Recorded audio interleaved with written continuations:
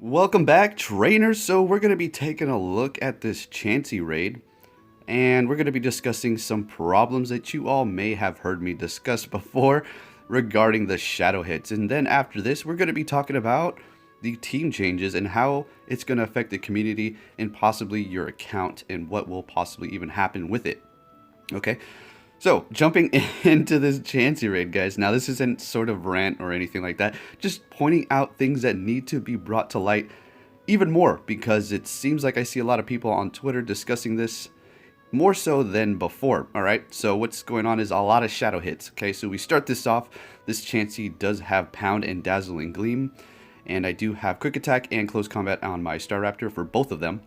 So the plan was to take out this Chansey with 2 Staraptors. Initially just one, but then I saw the shadow hits and it was literally impossible. So far, so good, but pay attention to the health and when the Chansey is going to be doing it. So I just got shadow hit right there, right before it did the initial Dazzling Gleam, and then I did take some of that splash hit when I did dodge. Took damage there before it actually did it, and then also dodged, and then took some more damage.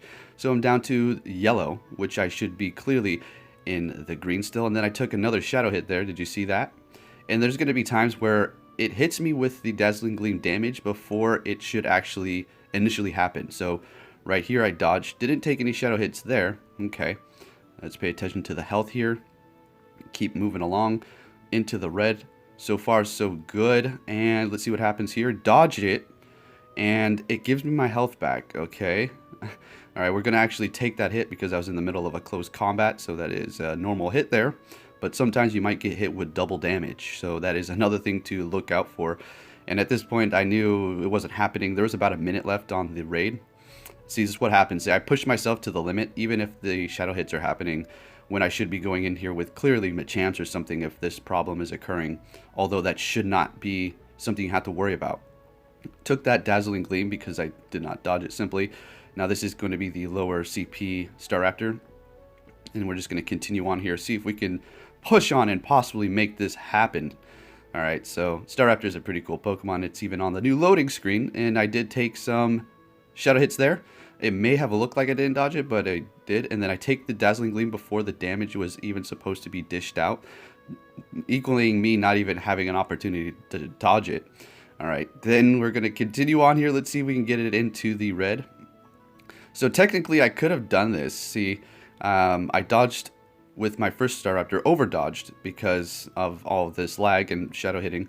Otherwise I would have been able to truck through and just dodge when I needed to, therefore equaling more damage output because I'm not moving to the side as much, and I'll be continuously putting damage onto that Chansey. Alright, so it's not happening at this point, and taking another shadow hit and then taking another Dazzling Gleam, so it was like 2 in a row, except for a lot faster. And now I'm stuck with the Riolu and then a Happiny. If you're wondering why did you put those in your party, because whenever I do these challenges, I put the 2 Pokemon or the single Pokemon I want to use, and then followed up by something extremely weak that you cannot do it with, just to prove the point that I'm just using those 2 Pokemon. So, failed that one. Oh, that's fun. So Niantic, if you can please get on these raids and the shadow hits, that'd be magnificent.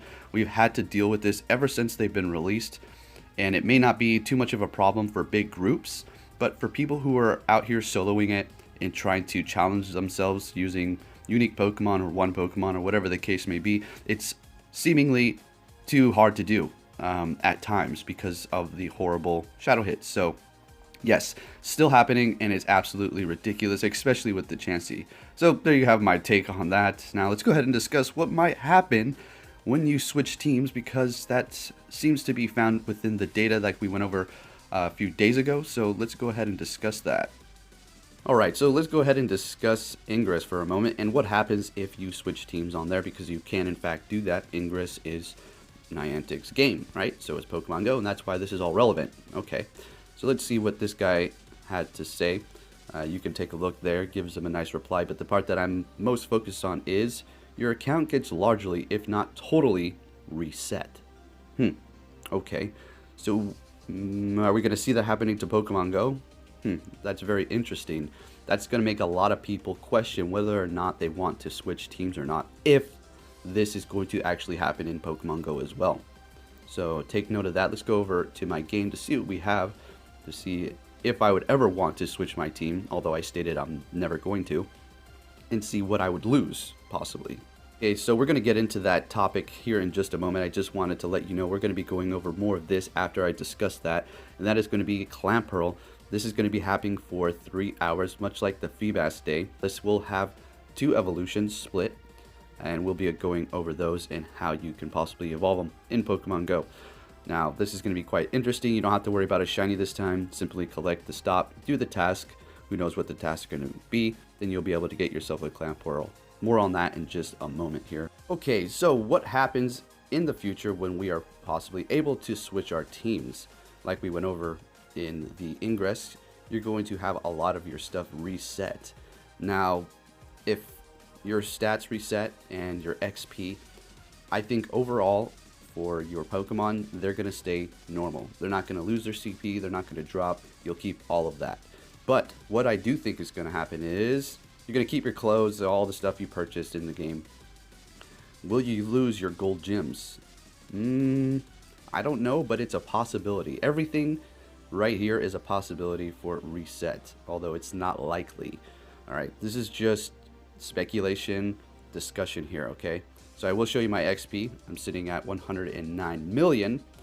So if I was to change my team and the repercussions were it would be reset back to 0 as well as your level, would you still switch your team? Now I know a lot of you out there are probably not even near this XP, or you're probably way past it. If you're way past this, you're most definitely going to stay on your team and you're a dedicated member of your respected team, right? So if you're a lower level though and you have a lot of friends who are on another team, this isn't going to be that hard of a decision if this is what is going to happen. Simply switch your team and you'll keep all your Pokemon and all your stats reset. If you don't really mind all that, then it shouldn't be too big of a deal, right? So just wanted to let you know that that is possibly something that could occur. As to how much do I think it is, that's not a big concern to me. Maybe somewhere like 1,000 coins, so basically like $10. Who knows? It could be a lot cheaper. And I've seen a few people saying this is a money grab by Niantic. How do I feel about that? I don't think it's a money grab. Obviously, they're going to be making some money off this because, you know, people are going to be switching their teams. But I think they put a price on it so not everybody would just jump ship. If they put a bit of a dollar sign on there, it's going to make people not really want to do it as much. Although if you're dead set on switching, the price is not going to matter to you whatsoever, right? Anyways, because that's a big thing, to be on a team with all of your friends. And paying that small coin price is not going to be too big of a deal for you. Alright, so my XP, I'm not really grinding, going to raids, turning on lucky eggs every single time, and hitting as many legendary raids as I possibly can.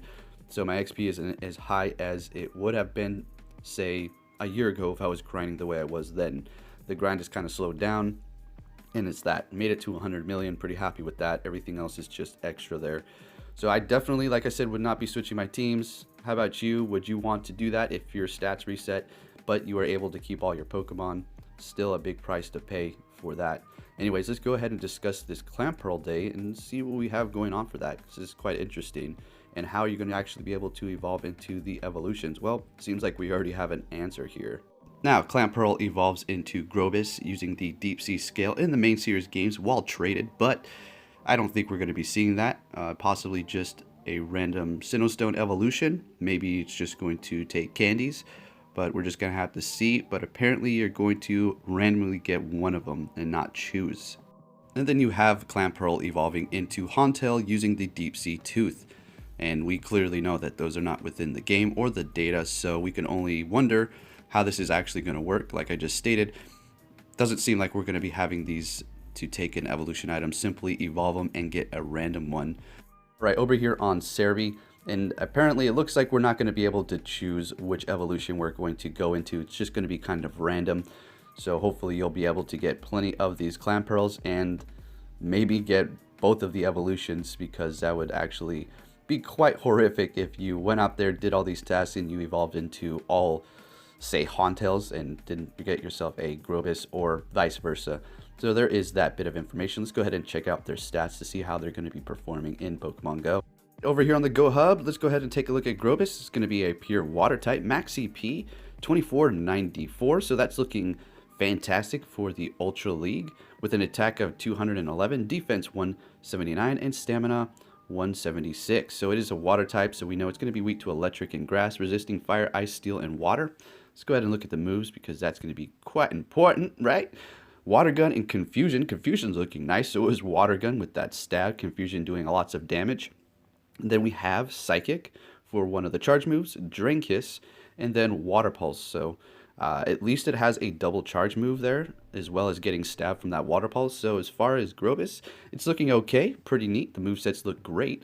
So let's go ahead and move over to the other evolution, Huntail. See what we have going on for this thing. Oh, it's looking a little bit more feisty over here. It's going to be another pure water type with a bit of lower CP at 2340. Attack is going to be a bit higher at 197, defense 179, and stamina 146. Now let's go ahead and look at its movesets here. We have Water Gun and Bite. Water Gun, yet again another great quick move, putting on great damage. And the energy gain isn't horrible, but yeah, at least you're going to be getting stabbed there. And then you have Ice Beam, Aqua Tail, and Crunch. Wow, those are looking great. Aqua Tail is a very low energy move for PvP, so you'll be able to continuously get those off, as well as Crunch. You will be getting staff from Aqua Tail. Ice Beam is a bit of coverage, I suppose, and Crunch is just a great charge move in general because of that low energy gain and massive damage. All right, it's going to be doing more damage than the Aqua Tail, but then again, you're going to be getting staff from that. So there you go for the incoming possible evolutions in the future for these two for that day. Pretty exciting, I suppose. Unfortunate that you're not going to be able to pick your evolution, but hey, that's okay. At least we're going to be getting this in the game soon. Now, as far as the tasks, we're just going to have to wait and see for those.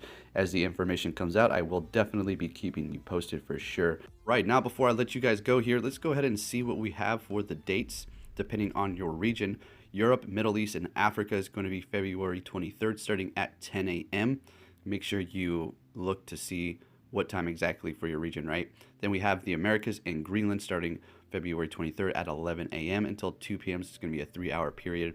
Asia Pacific region is going to be last because they usually have those issues, connectivity problems, so they kind of put them last so they can avoid giving them a whole new day, I suppose. That's going to be February 24th at 12 p.m. until 3 p.m. Features, what are we going to get? Receive 2x catch Stardust for water type Pokemon during the 3-hour window. Not bad. Can use more Stardust for sure. Water type Pokemon will appear more frequently in the wild during this event. Limited research tasks will be available when you spin a Photon Disc at a Pokestop. Completing the limited research task will award you encounters with Clamperl. Alright, so then they go on to tell you that the Krabbies will appear more frequently in the wild, which is going to be nice because, A, those are going to have a shiny variants, and I'm yet to get one of those. And if you do not know yet, Kingler is actually a very good Pokemon. We're just waiting for the release of Crabhammer, and I would assume it's going to get that move because, I mean, that's like one of its signature moves, basically, and it's going to be fairly strong. And it does have a great quick move to gain energy with. So there you have some of the information. I'm sure it's going to be within Pokemon Go and everywhere else for you to take a look at. So that's going to be pretty nice for this event. You don't have to worry about getting the shinies because that was the whole issue last time, right? If the tasks are difficult this time around, it's not too big a deal because you can just simply complete whatever. You don't have to worry about the shiny. You'll get them no matter what if you get that task. And I'm assuming during that 3-hour period, there's going to be nothing but those tasks for you to complete. So there's really not too much to worry about. So there you have it for Clamperl coming very soon on the 23rd. I hope you enjoyed this video, trainers. If you did, please give it a big thumbs up. This information is within the game, so you can just simply go here and check it out yourself so you can stay up to date on all the news. Thank you for watching, and I'll be catching you all next time. Take care.